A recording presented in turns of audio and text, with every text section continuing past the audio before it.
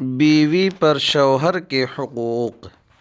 عورت کو شوہر اپنے بستر پر بلائے اور وہ بغیر عذر کے انکار کر دے اور خاوند ناراض ہو کر رات گزارے تو فرشتے صبح تک اس عورت پر لعنت بھیجتے ہیں۔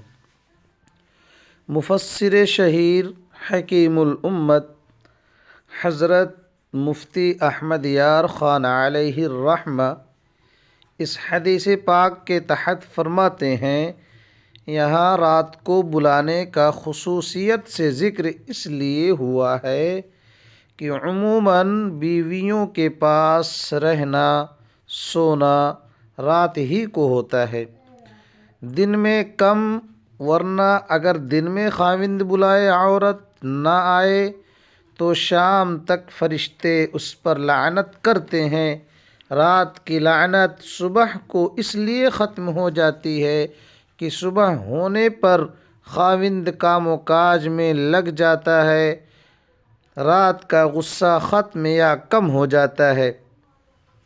جو عورت بلا حاجت شرعی اپنے گھر سے باہر جائے اور اس کے شوہر کو ناگوار ہو، جب تک پلٹ کر نہ آئے آسمان میں ہر فرشتہ اس پر لعنت کرے اور جن و انس یعنی آدمی اور جنات کے سوا جس جس چیز پر گزرے سب اس پر لعنت کریں۔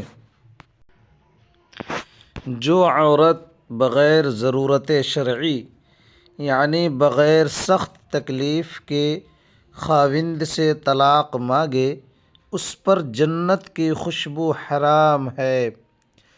اگر شوہر اپنی عورت کو یہ حکم دے کہ وہ زرد رنگ کے پہاڑ سے پتھر اٹھا کر سیاہ پہاڑ پر لے جائے اور سیاہ پہاڑ سے پتھر اٹھا کر سفید پہاڑ پر لے جائے تو عورت کو اپنے شوہر کا یہ حکم بھی بجا لانا چاہیے۔